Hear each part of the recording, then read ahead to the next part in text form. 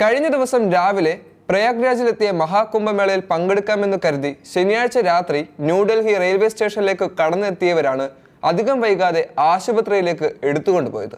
അതിൽ പലർക്കും ഇന്ന് ജീവൻ നഷ്ടമായിരിക്കുന്നു. ഉൾക്കൊള്ളുന്നതിലും 10 മടങ്ങ് യാത്രക്കാർ കയറുമെന്നുറപ്പുള്ള 3 ട്രെയിനുകൾക്ക് അടുത്തടുത്ത പ്ലാറ്റ്ഫോമിൽ നിശ്ചയിച്ചതിനെ തുടർന്നുണ്ടായ തിക്കിലും തിരക്കിലുമാണ് സ്ത്രീകളും കുട്ടികളും ഉൾപ്പെടെ 18 പേർ മരിച്ചത്. 2 ആഴ്ച മുമ്പാണ് കുംഭമേള മൈതാനത്ത് 30 പേർ മരിക്കുകയും നിരവധി പേർക്ക് പരിക്കേൽക്കുകയും ചെയ്തത്. രാജ്യത്തിന്റെ നാനാഭാഗങ്ങളിൽ നിന്നും കുംഭമേളയിലേക്ക് കോടിക്കണക്കിന് ആളുകളാണ് എത്തുന്നതെന്ന് കേന്ദ്ര സംസ്ഥാന സർക്കാരുകൾ കണക്കാക്കിയിരുന്നു. എന്നിട്ടും ക്രമീകരണങ്ങളിൽ വീഴ്ചയുണ്ടായി.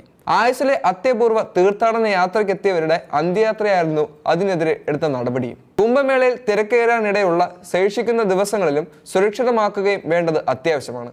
ശനിയാഴ്ച രാത്രി 10 മണിയോടെ പ്രയാഗ്രാജിലേക്ക് 3 ട്രെയിനുകളിൽ കയറാനുള്ള യാത്രക്കാർ 12, 13, 14 പ്ലാറ്റ്ഫോമുകളിൽ ഒരേ സമയം തിങ്ങിക്കൂടിയതാണ് തുടക്കം. പ്രയാഗ്രാജിലേക്ക് പോകുന്ന സ്വതന്ത്ര സേനാനി എക്സ്പ്രസും ഭുവനേശ്വർ രാജധാനി എക്സ്പ്രസും നിശ്ചിത സമയത്ത് എത്തിയിരുന്നുവെങ്കിൽ തിരക്ക് ഇത്ര അധികമായിരുന്നില്ല. ഇതിനിടെ പ്രയാഗ്രാജ് എക്സ്പ്രസ് 14 നമ്പർ പ്ലാറ്റ്ഫോമിലേക്ക് എത്തുകയും ചെയ്തു. മറ്റു 2 ട്രെയിനുകളിൽ കയറാനിരുന്നവർ കുറെ പേരും ഇതിൽ കയറാൻ വേണ്ടി ശ്രമിക്കുകയും ചെയ്തു. തിക്കിലും തിരക്കിലും യാത്രക്കാർ ഞെരുങ്ങി അമർന്നു. നിരവധി പേർ നിലം പതിച്ചു.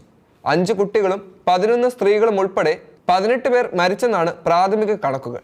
ഇതിനിടെ കുംഭമേള പ്രമാണിച്ചുള്ള പ്രത്യേക ട്രെയിൻ നേരത്തെ നിശ്ചയിച്ചിരുന്ന പ്ലാറ്റ്ഫോമിൽ നിന്നും മാറി മറ്റൊരു പ്ലാറ്റ്ഫോമിലാണ് എത്തുകയെന്ന് അറിയിപ്പ് വന്നത് ആളുകൾ കൂട്ടത്തോടെ ഓടാൻ ഇടയാക്കിയെന്നും റിപ്പോർട്ടുകളുണ്ട്. റെയിൽവേയുടെ ഭാഗത്തു നിന്നും കാര്യമായ മുന്നൊരുക്കങ്ങളോ ജാഗ്രതയോ ഉണ്ടായിരുന്നതായി തോന്നുന്നില്ല.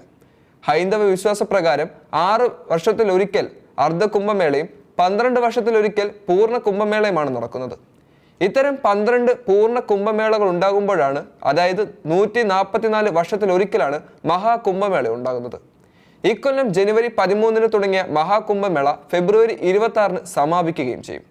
എല്ലാ തലമുറകൾക്കും അവസരം കിട്ടാത്ത മഹാകുംഭമേളയിൽ പങ്കെടുക്കുന്നത് മഹാഭാഗ്യമായി കരുതുന്നതിനാൽ സന്യാസിമാരും ഋഷിമാരും ഉൾപ്പെടെ കോടിക്കണക്കിന് ആളുകളാണ് പ്രയാഗ്രാജിലേക്ക് തീർത്ഥാടനം നടത്തുന്നത്. പ്രയാഗ്രാജ്, ഉജ്ജയിനി, നാസിക്, ഹരിദ്വാർ എന്നിവിടങ്ങളിലാണ് കുംഭമേള നടത്താറുള്ളത്. ഇത്തവണ 40 കോടി ആളുകൾ എത്തുമെന്നായിരുന്നു സർക്കാർ തന്നെ അവകാശപ്പെട്ടിരുന്നത്.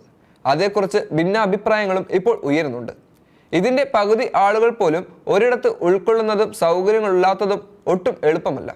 പ്രയാഗ്രാജിൽ ജനുവരി അവസാനമുണ്ടായ തിക്കിലും തിരക്കിലും 30 പേർ മരിച്ചെന്നായിരുന്നു റിപ്പോർട്ടുകൾ. അതിലേറെ ആളുകളും മരിച്ചെന്നും യഥാർത്ഥ കണക്ക് പുറത്തുവിടണമെന്നും ഡൽഹി ദുരന്തത്തിലെന്ന പോലെ പ്രതിപക്ഷ പാർട്ടികൾ ആവശ്യപ്പെടുന്നുണ്ട്. ഏതാണ്ട് എല്ലാ ദിവസങ്ങളിലും വലിയ ഗതാഗതക്കുരുക്കാണ് അനുഭവപ്പെടുന്നതെന്നും കഴിഞ്ഞയാഴ്ച പ്രയാഗ്രാജിന് സമീപത്തെ വിവിധ റോഡുകളിലായി 300 കിലോമീറ്റർ ദൂരം മണിക്കൂറുകളോളം നിശ്ചലമായി കിടക്കുകയും ചെയ്തുവെന്ന് റിപ്പോർട്ടുകൾ സൂചിപ്പിക്കുന്നു. പ്രയാഗ്രാജ് റെയിൽവേ സ്റ്റേഷൻ അടച്ചുപൂട്ടിയിരിക്കുകയാണ് ഇപ്പോൾ. അപകടങ്ങൾ ദിനം പ്രതി കൂടി വരുന്നതിനാൽ ഇന്ത്യൻ റെയിൽവേ എന്നും പ്രതിക്കൂട്ടിലാണ്. അതിനിടെയാണ് തിക്കിലും തിരക്കിലും ആളുകൾ മരിക്കുന്ന അപൂർവ സാഹചര്യം ഉണ്ടായിരിക്കുന്നത്.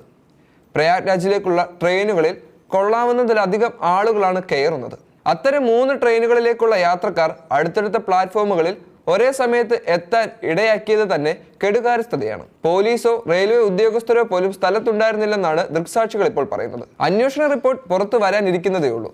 വന്നാലും ദുഃഖകരമായ സംഭവത്തെ തിരിച്ചെടുക്കാനാവില്ല. പക്ഷേ ഇനിയൊരു ദുരന്തത്തെ ക്ഷണിച്ചു വരുത്താനാവില്ല. സർക്കാർ കൊടുക്കുന്ന പണം കൊണ്ട് പരിഹരിക്കാവുന്നതല്ല മരിച്ചവരുടെ കുടുംബങ്ങളിലെ നഷ്ടം.